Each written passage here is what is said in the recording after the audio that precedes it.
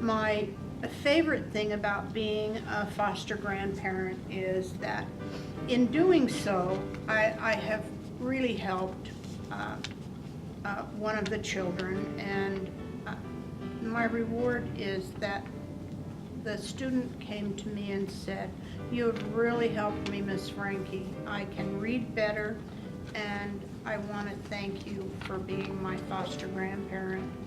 Again, I say it's just been a wonderful experience, fulfilling for me, and hopefully for the children. It's such a joy to see their cute little personalities and how they blossom. From the beginning of the school year, when they don't know anything, everything is new to them, and then now here we are at the end of the school year to see how much progress and how much growth they've made. It's wonderful. Mr. Thiem, a 5th grade teacher, came to me one day and said, "Mr. Gilbert, would you work with Brian? He's struggling with reading." And I said, "Sure, I'll read with him." And so we'd come out in the hall, and every day I'd work with him, and whenever he did anything really well, I praised him and kept doing this with him. And about 6 weeks later, Mr. Thiem came and he says, "Brian's ready. His fluency is up to where it should be, grade level. We're going to take him and put him in a group to work on his retention." So to me, that was a uplifting experience that I enjoyed very much. It was crazy hair day, and my hair had grown out from coloring, and it was about an inch of white versus brown, and one of the students came out and said, "Is that your crazy hair for today?" And this is my very first year of being a foster grandparent. And to be honest with you, right at the beginning, I was a little hesitant about coming into the program, but I can say today that it has been a great joy working with these children. They are just such a joy to be around. My favorite thing is about the funny questions that I get asked. Do they come to your house? Where do you go? Are you real? I mean, just a lot of funny questions. You don't understand. And then, you walk into the classroom, there's sometimes crying, sad faces, maybe a lot of agitated movement, and that's just from the teacher. So I come in there and try to take some of the weight off of the teacher. She tells me what she wants done. I follow the instructions and get it done. What would you tell another retired individual? I tell them to get off the couch and enjoy life. Go work with children. They're the most important assets we have today, and they'll make their life a lot brighter working with these children. They're great to work with, and I enjoy them very much. Just being with the children, knowing that you are making a difference. They're just great kids. I mean, they're all just really great kids, and I really enjoy being at Heritage. If you're sitting there like I was at one time wondering, what kind of purpose could I feel? What kind of purpose, what is the purpose? What can I do to fulfill a purpose in my life? Especially as we become seniors. I know for one, I ask myself that all the time. And I have never, ever been so fulfilled as when I walked into Sunset January a year ago. I feel so much love. I know I'm loved, and the kids know I'm loved. And my uplifting experience is every day when I walk down the hall and some child will run up behind me and give me a hug, or meet me down the hall and give me a high five, and from the back of the hallway, "Hi, Grandma Dottie." I'm lifted up every day, every single day. It's just not a one-time thing. Another thing, they like to call me Miss Chris, and that's kind of exciting to me, makes it special for me. I was gone for a week. This past week we had testing for the students, so I didn't need to be there. I came back today. We had our kindergarten graduation over in Verkin Elementary, and I walked in the door and the first thing, Miss Chris, Miss Chris, Miss Chris. And that was just really exciting to see them and to know that you are a part of their lives. You have some influence in their lives. I esteem if it was low, it sure wouldn't be low at the end of the day there, because not only the students, I feel love from the teachers also, from the principal on down, and I feel accepted and just part of the group. As as Principal Hart says, I'm just one of the crowd over there, but I just love what I'm doing and I love where I am, and I have been shown kindness and consideration and everything. And I learned so many different things from them. We would be reading something and all of a sudden they would tell me about an experience that they had that pertained to what we were reading about.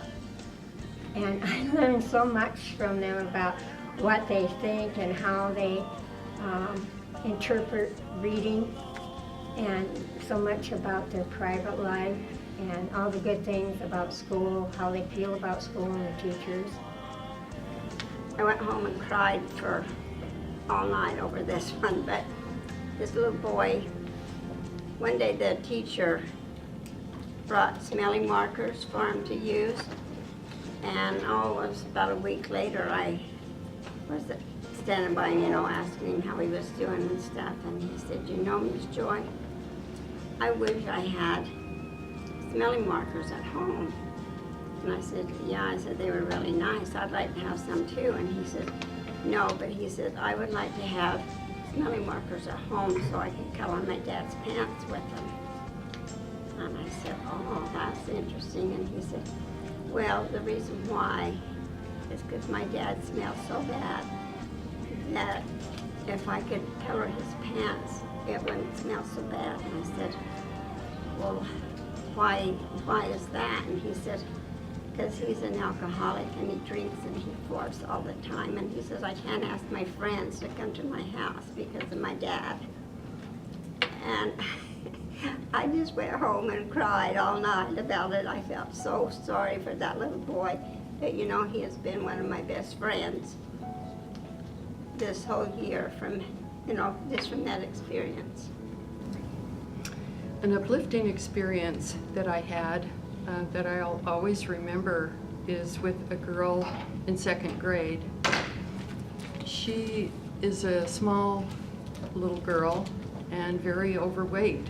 And so often when I would come into her classroom, I would look over at her face and she would look as if she was about to cry.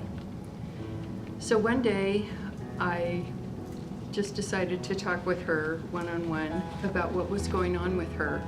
And she said, Miss Smith, the kids don't like me and they make fun of me. So I didn't know what to share with her that day, but I kept observing her. And one day when they were doing math, this girl was going along with the teacher's concept of addition. And the teacher had shared with them that when we take the starting number, like a 5, then we can grab a hold of that 5 and keep it. And then we can count the second number, like 4, on our fingers. 5, 6, 7, 8, 9, and there's the answer. And it came to me that I could share that back with her about her feelings. So one day when I noticed she was unhappy, I took her aside and I said, let's grab a hold of your happy feelings. And I said, you know how to do that. You take it like that and hold on to it. And nobody can take it from you, can they? And she agreed. She got the idea. And now when we see each other in the hall, she'll show me the grab hold of those happy feelings and hang on to them sign. And it really has changed her and me. But we went on a field trip, all the 1st graders. And at first they went over here to the Tonopin Park, and I didn't meet them over there, but then I met them at the Children's Museum. And I got there early, and so I was outside waiting for them. And when they got off the bus and was walking up the sidewalk, they seen me standing on the stairs. And all of them were, "Hi, Miss Joy, hi, Miss Joy." And after, when we went through the museum and I was leaving, everybody says, "Boy, you must be a popular lady, because everybody sure loves you." So it's just been a wonderful, wonderful experience for me. I've loved every second of it. Going to school every day with these kids is an uplifting experience. They mean so much to me. I have so much love for them too. Every morning I get to go into class and I sit down with them, and even before class starts, they'll come up and they'll put their arm around me and then they will actually tell me that they love me, Mr. Colbert. And this coming at the end of the school year is going to be hard. Not being with the kids. And going to miss them for the summer. Sorry. One day I was tutoring and reading with this little girl, quite pretty, and she was not, really paying attention, and I said, "Chantel, let's concentrate on this so that you can learn to read better." And she said, "Oh, I don't need to do that because I'm very pretty and I'm going to be a model and we don't need to be able to read." And since then, she has changed her mind. And she said to me, "Miss Frankie, I think I do need to read the directions on how to become a model." I think maybe just being patient with the kids, because sometimes it takes them a while. They have to think about it, and you just have to be patient and let it come to them, and they finally will get it. Always show a positive attitude to the kids, no matter what they're doing. Encourage them, tell them that they can do it. No matter what they're doing, they can still do better. And I've found that it really, really works, and the kids are positive when you're positive. What I do is the take-home library for the students, and to see them come in and read every single day is fabulous. This young man was reading the identification card that is given to us, and it says foster grandparent, and he looked so concerned because he said, "Grandparent?" And I said, "Yes." He said, "But what about my grandma?" And I said, "No, I'm not replacing her." And he said, "Oh, okay," and there's all smiles. And then I explained to him what that was. And I told him, I said, "The reason I'm here as a foster grandparent is not to take your grandma's place, but I'm here because I want to help you to learn to read better, and I'm here because I care about you." And he gave me a hug and a kiss, and that, I think that will stay with me for the rest of my life. One boy in class, I remember, his name is Seth. He has a hard time pronouncing words. So what I do is, I say the words to him, and he does it back to me. I know he has a hard time, but I help him to pronounce the words. And it's really, like you say, you have to have patience with them, and it's really fun to be with them all. And I love working there. And what I did was, I'm grateful to be in the foster grandparent program.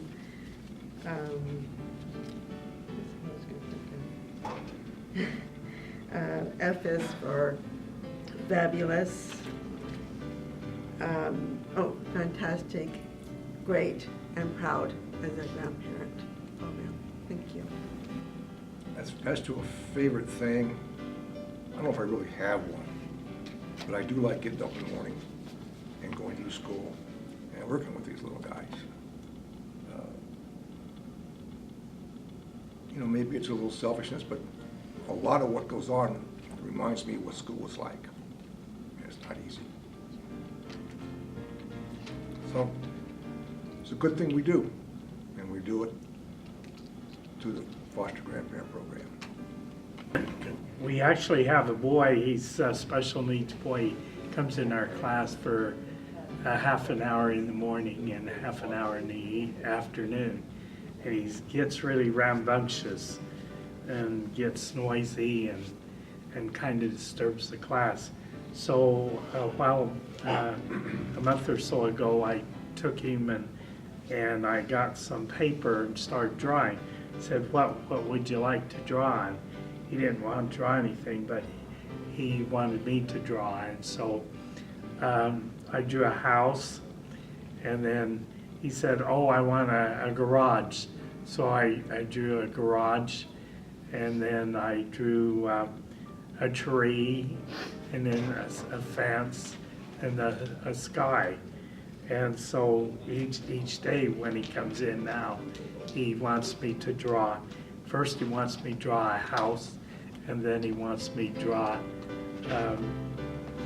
a garage, wants me to do all these things in order, and he does these things the same way every day, but he settles down and really enjoys we're working and watch me draw all these things while he's in the class, so he settles down. And I've learned from him that we need to be kind of patient with these kids, and when we give them attention of some sort, it depends on what they want to do. I have lots of funny experiences. Sometimes it's just through the wrong pronouncement of a word. I know one little girl was reading about a teacher having her tonsils out, and she said toenails. Well, I just about fell out of the chair because, you know, I thought it just hit me at my funny bone.